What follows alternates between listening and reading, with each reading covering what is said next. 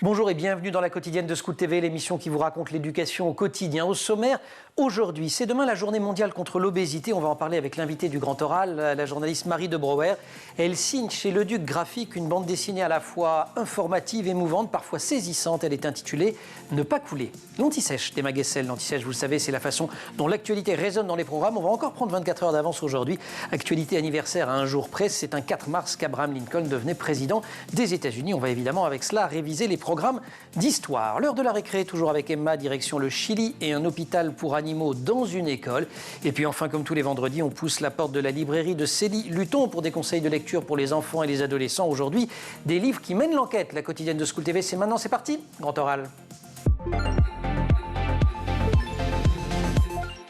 30% des Français sont en situation de surpoids, 17% en situation d'obésité. Selon les chiffres 2020 de la Ligue contre l'obésité, ça fait un total de 47%. Et du côté des enfants de 8 à 17 ans, la prévalence du surpoids et de l'obésité est de 21% avec 6% d'obésité. J'arrête ici avec les chiffres, mais ils sont néanmoins essentiels pour bien comprendre le sujet du jour et de la bande dessinée de notre invitée. Elle est intitulée « Ne jamais couler » et elle vient de sortir chez Le Duc Graphique. Les illustrations sont de Lucie Macaroni, les textes de Marie de Brouwer qu'on est ravis de recevoir à nouveau sur le plateau de la quotidienne. Marie, bonjour. Bonjour, je suis ravie aussi d'être là. C'est chouette, merci pour votre fidélité. D'un mot, parce qu'on ne va pas raconter toute l'histoire, même si on va tirer le fil, c'est autobiographique. C'est ça, c'est ma vie de ma naissance à aujourd'hui, à mes 27 ans, bientôt 28. Voilà, c'est quand vous avez, j'imagine, travaillé beaucoup avec votre mère, parce que ça commence à la maternité, vous deviez manquer de souvenirs quand même. Ça, c'est vrai que c'est des souvenirs qui appartiennent à ma mère quand elle m'a eu et qu'elle elle a été obligée de s'arrêter de travailler, et sauf que ma mère ne sait pas faire ça, s'arrêter de travailler. Et du coup, effectivement, je raconte cette petite anecdote où il y a sa secrétaire qui vient, et c'est réel, c'est vrai. Ma mère a fait venir sa secrétaire dans la chambre quelques jours avant l'accouchement. Histoire de ne pas lâcher. Alors j'ai commencé par quelques chiffres pour poser un fait, mais vous le direz mieux que moi, c'est que parler de surpoids et d'obésité, c'est quand même parler du quotidien de dizaines de millions de personnes. Ah, tout à fait, on est nombreux. Et pourtant la discrimination, on en parle depuis assez récemment, alors qu'elle existe depuis bien longtemps. Mais oui, on est nombreux à souffrir. Alors évidemment, il y a plein de discriminations en fonction de la grosseur. Quelqu'un en surpoids, c'est-à-dire qui serait qualifié d'un peu rond, qui n'est pas forcément une personne grosse, a moins de discrimination qu'une personne très grosse. Mais oui, c'est parler de beaucoup de Français. Et en dépit de ce nombre, il y a, on le sent en vous lisant, un sentiment de solitude. Complètement. Et c'est d'ailleurs une des premières choses qui m'a frappée avec les retours que j'ai sur mon travail, parce que ça fait plusieurs années maintenant que je parle de grossophobie, mais c'est la première fois que je raconte autant ma vie et que c'est aussi intime. Et le nombre de messages de personnes qui me disent « mais moi aussi, j'ai vécu exactement la même chose ». Et je me suis dit « mais c'est pas possible, quoi. On a vraiment exactement le même quotidien, à des petits détails près. Et pourtant, on a l'impression d'être seul. » Je vous disais, parce que c'est pas, parfois on parle, on l'a fait encore récemment dans l'émission de maladies orphelines. Il y a quelques milliers de cas en France. C'est une solitude qu'on peut imaginer, même s'il y a des associations. Mais là, on est quand même dans une situation un peu différente. Vous dites, dans la bande dessinée, chercher les causes, c'est déjà être grossophobe. Néanmoins, on peut quand même insister sur un point, c'est que c'est une maladie chronique et qu'il y a une combinaison de facteurs qui jouent, et ça c'est important de l'expliquer quand même. Oui, on peut de toute manière tout expliquer, c'est juste à toujours vouloir justifier le pourquoi on est gros.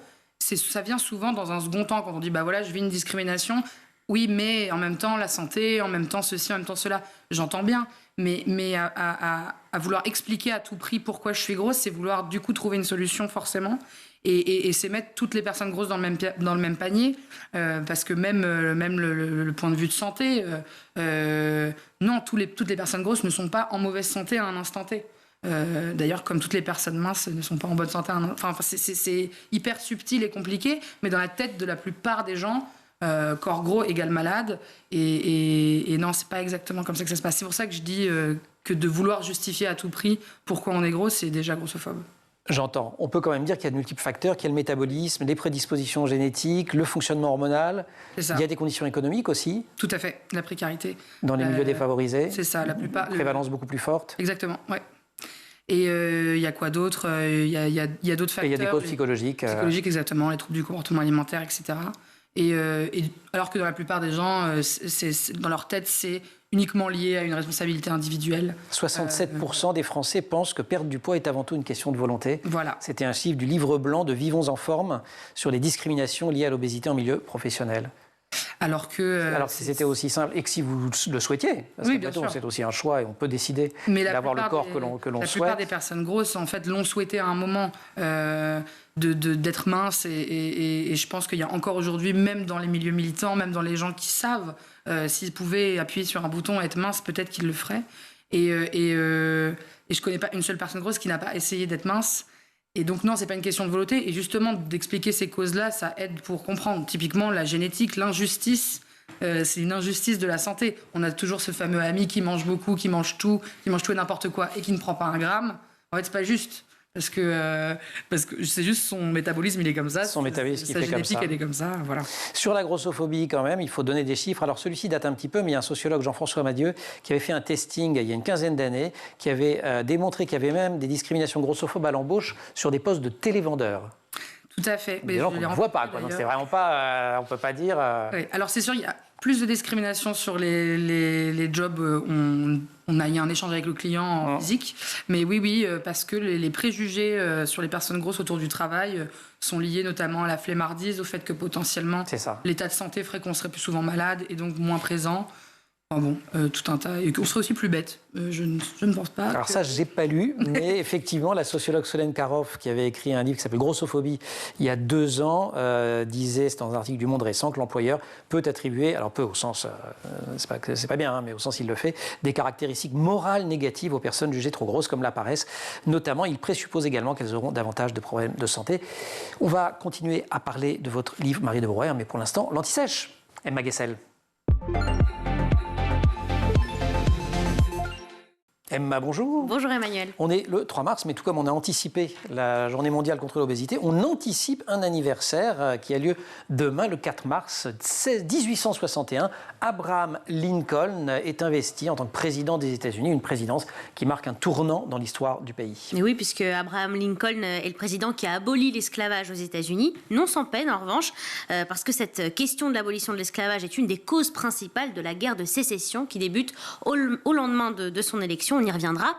Mais avant cela, quelques éléments biographiques. Abraham Lincoln est né en 1809 dans le Kentucky, dans une famille de pionniers.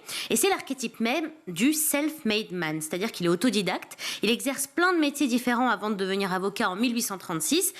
Puis il fait de la politique. Il rejoint le Parti républicain lors de sa création en 1856 et se présente à l'élection présidentielle en 1860. Dans une situation pour le moins incandescente, il est élu et ça met le feu aux poudres. Mais oui, parce que le pays, à ce moment-là, est divisé autour de la question de l'esclavage. Nous sommes en 1860. Il y a 4 millions d'esclaves noirs aux États-Unis et 97% d'entre eux sont concentrés dans les 15 États dits esclavagistes qui se trouvent dans le sud du pays. Au nord, il y a donc finalement très peu d'esclaves. Lincoln, lui, il fait campagne exclusivement dans le nord et on ne peut pas dire qu'il est contre l'esclavage, mais il est pour que l'esclavage ne s'étende pas davantage. Et surtout, lorsqu'il se présente, sa mission principale, c'est de préserver l'Union, les États-Unis d'Amérique. Et lorsqu'il est élu, ça envoie un signal aux États du Sud, signal qui est que l'abolitionnisme aurait gagné. Et oui, les États du Sud prennent cette élection comme une provocation et les uns après les autres, ils font sécession, c'est-à-dire qu'ils décident de sortir de l'Union et ils ont le droit de le faire s'ils considèrent que certaines parties signataires ne respectent pas les obligations mutuelles. Et en l'état, on accuse Lincoln d'être contre l'esclavage. Ces États forment donc une confédération. Et lors de sa prise de fonction, Lincoln tente un pas vers ces États en leur disant que pour lui, ce qui compte, c'est la sauvegarde de l'Union, encore et toujours, et non pas la question de l'esclavage, mais rien n'y fait. Et 1 mois après son investiture, une guerre civile éclate. C'est le début de la guerre de sécession. Une guerre qui dure jusqu'en 1865, soit l'ensemble de la présidence de Lincoln. 620 000 morts, c'est le conflit le plus meurtrier de l'histoire des États-Unis. Oui, guerre gagnée par le Nord face aux États confédérés du Sud et conflit qui a une importance colossale aux États-Unis. C'est l'équivalent en termes de symbole de notre Révolution française de 1789. Tout cela donc sous le mandat de Lincoln, qui pendant la guerre continue à réfléchir sur la question noire. Je vous le disais, il n'avait pas forcément envie d'éradiquer l'esclavage, mais au sein de son parti, on le presse, on lui reproche de ne pas être assez virulent, de ne pas s'imposer, et il finit par rédiger une proclamation d'émancipation en 1863 qui abolit l'esclavage sur l'ensemble des États confédérés des États-Unis. Son parti, qui mes souvenirs sont bons, est le Parti républicain, ce qui veut dire que les démocrates du Sud étaient esclavagistes. Absolument. Ce qui est toujours un petit point d'histoire qu'on a parfois du mal à comprendre quand on regarde l'actualité aujourd'hui. Lincoln qui est réélu néanmoins pour un second mandat en 1864. Tout à fait, ce qui constitue un gage important dans la mise en place réelle de l'émancipation des Noirs. En 1865, le Congrès adopte le 13e amendement à la Constitution fédérale pour que l'esclavage soit définitivement aboli sur l'ensemble du territoire des États-Unis. Mais alors que Lincoln est au sommet de sa gloire, au mois d'avril, il se trouve au théâtre et le président américain est assassiné par un sudiste. Il avait 56 ans et il est considéré encore aujourd'hui comme un des plus grands présidents des États-Unis, l'émancipateur, comme on le surnomme encore. Voilà, n'allez pas trop au théâtre, c'est dangereux. Ouais. Surtout quand vous êtes Lincoln. Merci beaucoup. Emma, on se retrouve pour la récré ? Pour la récré. Dans quelques minutes. Grand oral, Marie de Broer. C'est ne pas couler ou ne jamais couler ? C'est ne jamais couler. Mais voilà, et j'ai dit ne pas couler au moins une fois. Dans l'intro, ouais. Oh là là, la honte, ne jamais couler, pardon. J'aurais dû re-regarder. Ne jamais couler, c'est le titre de la BD de Lucie Macaroni et Marie de Broer qui vient de sortir chez Le Duc Graphique. On ne va pas refaire toute l'histoire. Quelques moments clés quand même. La question du poids pour vous, elle arrive à l'âge de 9 ans, ou du moins la prise de conscience, j'imagine. Comment ? À peu près, c'est ça. En fait, il y a eu des petites bribes avant, mais globalement, c'est quand je commence à aller à la danse, il me semble, je me souviens même plus de ma propre vie et de ma propre BD. Mais alors, ça s'appelle Ne jamais couler. Ah, c'est ça. Ne jamais. Je pensais que c'était ne pas couler. Excusez-moi. Notamment, oui, les cours de danse, on commence à me faire des petites remarques, notamment une prof de danse. Oui, Patricia Maral, qui vous dit que tu ne danseras jamais tel ou tel. Que je pourrais pas être petit rat de l'opéra, voilà. Alors que j'avais quand même des petites qualités. Moi, je n'avais pas du tout envie d'être petit rat de l'opéra, donc ça tombe super bien. Je voulais juste faire ça après l'école. Et oui, petit à petit, c'est ça, des moments, le choix des vêtements. En plus, quand on est petit, les vêtements, ils sont à notre âge, quoi. Donc 14 ans, etc. Donc porter du 14 ans à 8 ans, tu te dis, mais en fait, j'ai le corps de quelqu'un de 14 ans, ça va pas du tout. Donc ouais, ça a commencé jeune. Avec une obsession qui commence sur la balance, ouais. À tel point que... il ne fallait pas vous avoir dans sa classe en période de Covid, par exemple. Tout à fait. Racontez ça. Moi, j'étais terrorisée d'aller chez le médecin. Ouais. Parce qu'on allait vous peser. Parce qu'on allait me peser et qu'il allait avoir ce petit commentaire auprès de ma mère, évidemment, de « faut faire attention à ci, à ça, etc. » Et du coup, je me suis dit « non, moi, je ne veux plus aller chez le médecin. » Donc, quand j'étais malade, j'allais à l'école. Je prenais un petit Doliprane. Marie, qu'est-ce que t'as ? Non, rien du tout. Rien du tout, rien. Du coup, je crois les 3 fois de toute ma scolarité, donc c'est quand même long, hein, entre la primaire et le lycée, j'ai dû m'arrêter 3 fois pour raison de maladie, et c'était à chaque fois faux.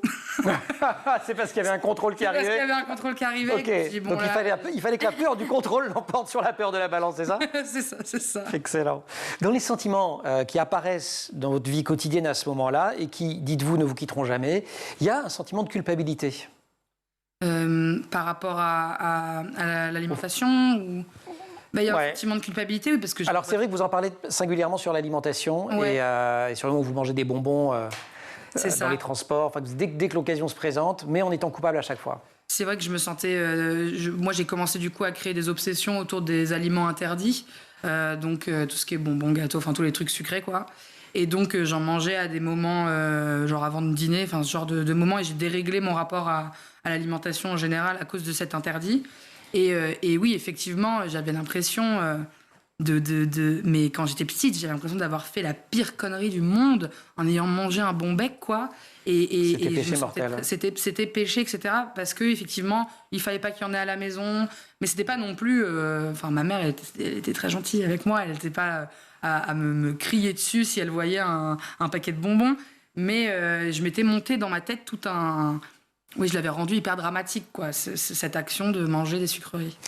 On a une rubrique qui s'appelle Plateau Repas dans l'émission avec une nutritionniste diététicienne qui hier, ici même, expliquait qu'en parlant de l'obésité chez les enfants, que les régimes, notamment au sens strict, ça ne marche absolument jamais. Elle disait, n'essayez même pas, ça ne fonctionne pas. Vous essayez de réguler, d'y aller. Vous confirmez ?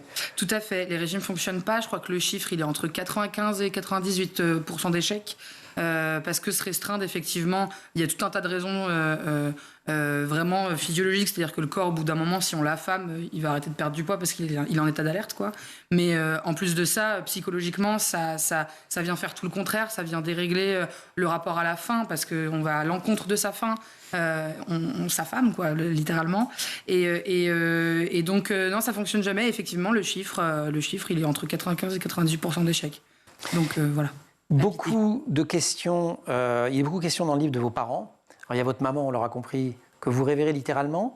Votre père, j'ai pas compris à dire vrai, parce que quand on lit la BD, il s'en sort pas super bien.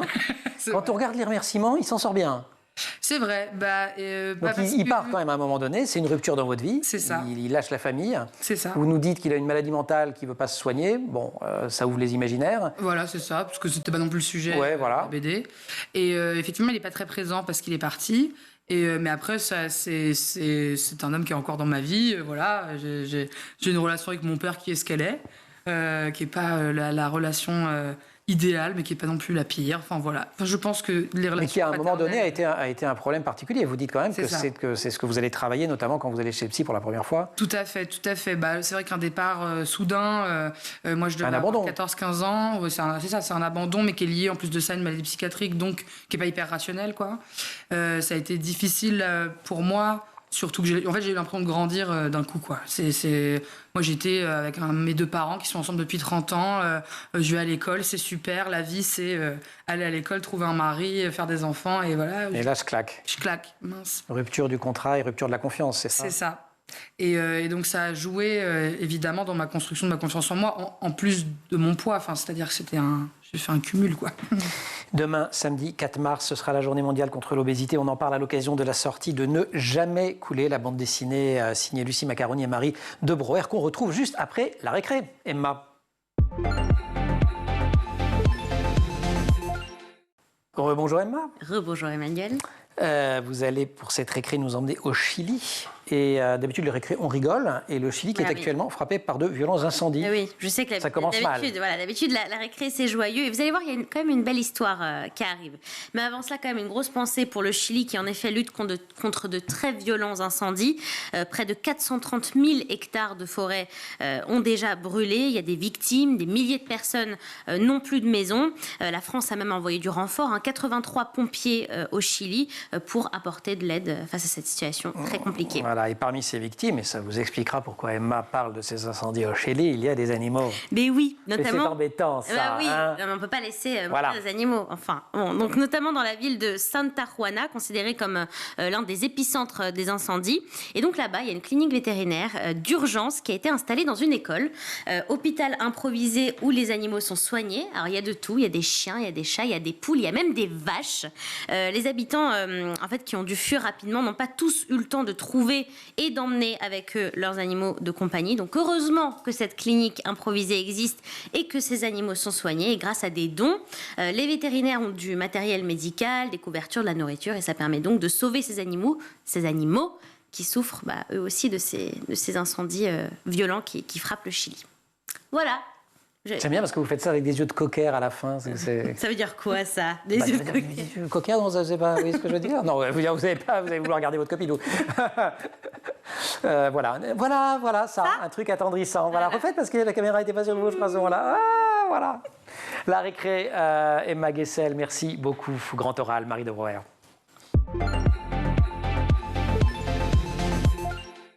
Je relevais là encore dans ce récent article du Monde une citation de Gabrielle Dédier qui avait écrit On ne naît pas grosse aux éditions Goutte d'Or en 2017. Le changement, dit-elle, passera davantage par une attitude plus offensive des obèses eux-mêmes. Il faut qu'ils s'affirment, qu'ils cessent de s'auto-censurer. C'est une autre raison de leur difficulté sur le marché de l'emploi. Ils ont tendance à ne jamais se plaindre et parfois à ne pas croire en leur chance dans certaines entreprises. Vous êtes d'accord avec cette idée ? Je suis d'accord qu'il faut qu'on lève la voix et qu'on arrête de toujours vouloir prendre le moins de place possible pour pas déranger et être à la limite de remercier les autres de nous accepter dans la société. Je suis tout à fait d'accord avec cette citation, oui. Prise de position, votre bouquin y contribue d'ailleurs. Le mot grossophobie, j'ai appris également en lisant votre bande dessinée, vous-même, vous le découvrez assez tard. C'est ça. Au-delà du mot, évidemment, le fait qu'il y a derrière, c'est pas que le mot. C'est ça, c'était j'étais à l'école de journalisme déjà, donc je lis un article dans Libé qui parle de grossophobie, je me dis mais qu'est-ce que c'est que ça ?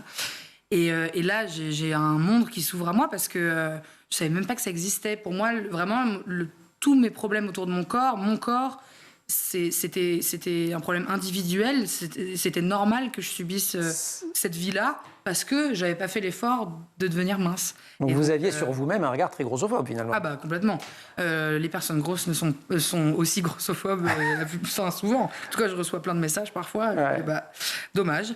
Mais oui, j'avais un regard grossophobe sur moi-même, et encore aujourd'hui, je peux avoir des petites pensées grossophobes. Et c'est normal. On est vraiment dans un monde qui est grossophobe constamment, partout, tout le temps.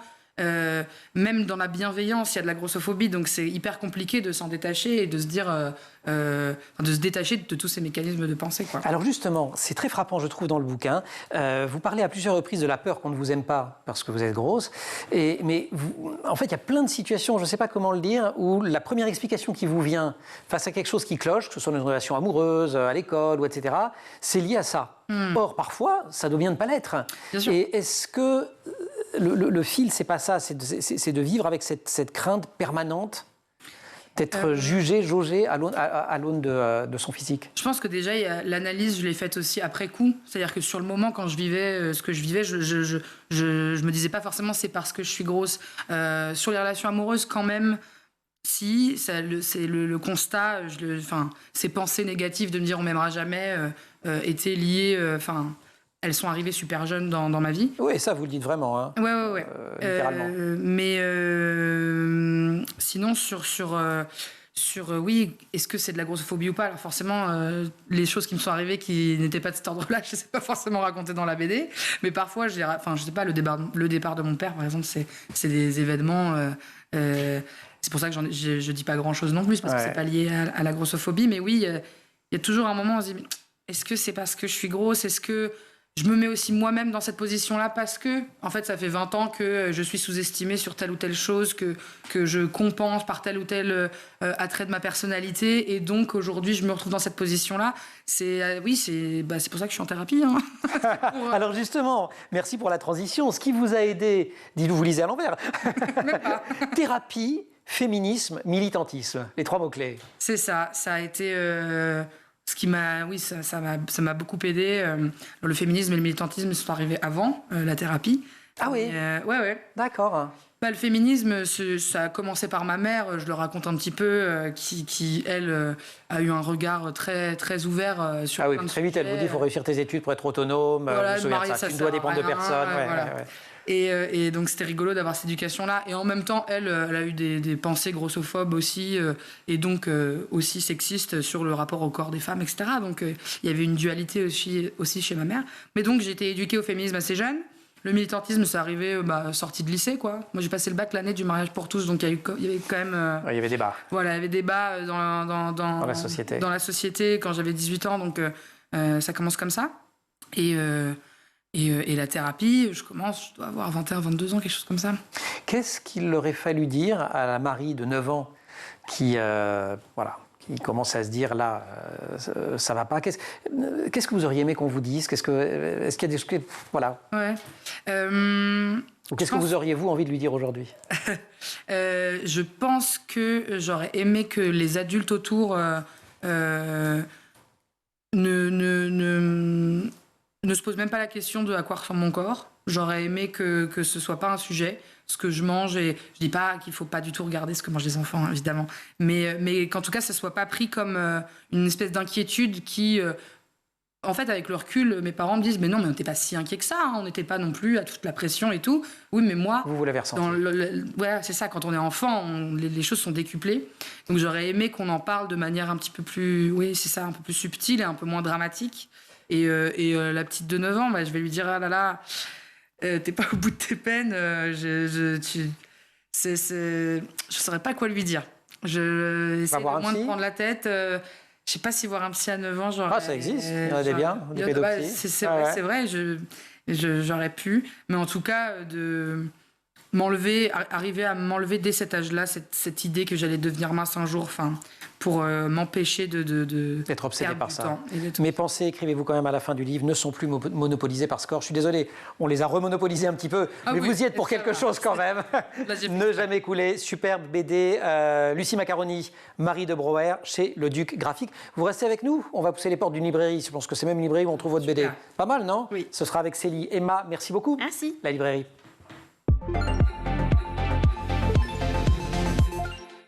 Et comme tous les vendredis, nous poussons la porte de la librairie et derrière cette porte se trouve Célie Luton. Bonjour. Bonjour Emmanuel, bonjour Marie. Bonjour. Marie, Célie Marie, vous avez la bande dessinée? Oui, je l'ai lu et c'est très très touchant, c'est très beau et voilà. Bon, merci. Bravo. Et elle ne dit pas toujours du bien de la bande dessinée. La grande amoureuse de l'album Enfant que vous êtes. Aujourd'hui, 3 livres où on va mener l'enquête. Oui. Première enquête, Hubert chien à sa mémère, une enquête au poil, forcément. Exactement. Spéciale dédicace à Emma qui vient de quitter le plateau, mais qui Exactement. adore les chiens. Bonjour Théodore. Il y a un air de Théodore, c'est vrai, je crois. Théodore, c'est le chien d'Emma. Mais là, ce n'est pas Emma, ce n'est pas Théodore, c'est Marie-Huguette et Hubert. Alors, ancienne papesse de la mode, Marie-Huguette affuble son toutou de plein de tenues. Et en plus, elle lui dit qu'il est pantouflard, qu'il est pas très intelligent. Mais le jour où les rouges à lèvres de Marie-Huguette disparaissent, Hubert est prêt. Hubert va mener l'enquête et il affrontera le terrible Colombo, un pigeon. On a quand même déjà l'image de l'élégante Ah, c'est adorable. Marie-Huguette. C'est drôle. Puis c'est et écrit par Emmanuel de Hubert Bergoglio. chien qui se plaint un peu qu'on l'habite partout sauf du derrière, il a un peu froid aux c'est ça. fesses. Bah oui, mais bon. Mais Colombo, il n'est pas cool. Hein. Oui. Il a un accent italiano, sì? Exactement. Parfato italiano, prima lingua. Scusi. J'ai pas fait italien deuxième langue, mais en tout cas, c'est une merveille écrite par Emmanuel Bergoglio. Voilà. Et Amélie, C'est Lafetteur, un auteur qui fait dire. beaucoup d'albums, et là, il est vraiment au service des illustrations, et c'est un vrai petit bijou. On le lit tout seul, ou on peut se le raconter. Je pense qu'on peut se le raconter et on peut le Oui. lire à haute voix en mettant Oui. l'accent pour Colombo, c'est quand même très rigolo. Exactement. Norma Huidobro, Octobre, un crime. C'est à l'école des Exact. loisirs. Oui. Alors ça, c'est un roman qui existe depuis des années, mais que je continue de conseiller pour les enfants à partir du CE2. C'est génial, l'histoire d'une jeune fille, donc Elena. Elle est persuadée qu'elle et son père sont menacés à Buenos Aires. Et, 20 ans plus tard, une jeune fille achète une robe en organdie et elle trouve à l'intérieur un message désespéré d'Elena. Qu'est-il arrivé à Elena? Elle va mener l'enquête, car si le sort d'Elena a été scellé, les meurtriers courent toujours. Tadam! Génial. C'est superbe. Oui. Norma Huidobro. Très belle traduction, hein, pour l'avoir Exactement. feuilleté un petit peu. Il y a, Oui. Ah, c'est sublime. voilà, Vraiment, la plume française rend hommage à la plume Exact. espagnole, argentine. C'est un beau travail, de Norma un Huidobro. très beau travail d'écriture, de traduction. Et ça, c'est à partir de 9 ans. Oui, 8-9 ans sans 8-9, problème. voilà. C'est un roman jeunesse. C'est le premier roman, Pas alors, s'emballer, il n'y a c'est- rien de traumatisant, mais les enfants sont vraiment les héros. Troisième texte, sur un sujet plus traumatique, Oui, pour le coup, Une complètement. fille au manteau bleu de Monica S. C'est chez Pôle Fiction, on est chez Gallimard. Exactement. Nous sommes à Amsterdam, en pleine Seconde Guerre mondiale. Le Pays-Bas a capitulé face au Troisième Reich et Anneke doit faire survivre sa famille. Son père est un blessé de la Première Guerre mondiale, sa maman n'est plus que l'ombre d'elle-même, donc Anneke, elle va troquer. Il faut qu'elle trouve, qu'elle fasse vivre sa famille. Elle va trouver du café pour récupérer des épices, pour ramener de l'argent à ses parents. Et un jour, on lui demande, sa voisine lui dit, il faut que tu me trouves Myriam. C'est qui Myriam? C'est une jeune fille juive que sa voisine a cachée dans sa cuisine. Et on ne sait rien sur Myriam si ce n'est qu'elle porte un manteau bleu. C'est un vrai polar. Du début à la fin, vous suivez Anneke. Et c'est une plongée, c'est un livre qui est écrit par une journaliste du Washington Post. Oui. Et donc c'est aussi Un très documenté, très, c'est l'Amsterdam Ah, c'est fidèle. c'est l'Amsterdam du journal d'Anne Frank d'ailleurs. Hein. Tout à fait. Tout à fait contemporain. Enfin, contemporain. Pas l'écriture, bien sûr. Non, mais mais l'histoire. le sujet, oui, est très bien respecté. Et là, on est plus à partir des années lycée. Oui. 14-15 parce ans. que, oui, moi j'ai trembloté, vraiment. Une fois qu'on est dedans, pas forcément. Un petit Vous êtes peu, à peine mais- sortis des années lycée. Oui, bah, tout à fait. Oui, c'est vrai. Hein. Mais oui, c'était hier. Célie, merci beaucoup. Oui, Une fille au manteau bleu, au manteau bleu, Oui. Monica S. Octobre, un crime, Norma Huidobro, Hubert chien à sa mémère, une enquête au poil, Emmanuel Bergoglio, Amélie Lafetteur. Et ne jamais couler chez le Duc Graphique. Bon, ça va, hein, je me suis bourré qu'une fois. C'est tout. En plus, c'est super sympa avec moi, vous l'avez pas repris. De Marie de Brouwer et Lucie Macaroni. Merci à vous deux. Merci aussi à toute l'équipe de La Quotidienne. Au maquillage, Emma Razafin-Dralambeau, Marine Plantec pour la préparation de l'émission, assistée en régie par Dylan Colère, Saïd Mamou pour le son, Xavier Sanchez pour la réalisation. Vous restez sur Scoop TV. Vous nous retrouvez nous en permanence sur Internet et sur les réseaux sociaux.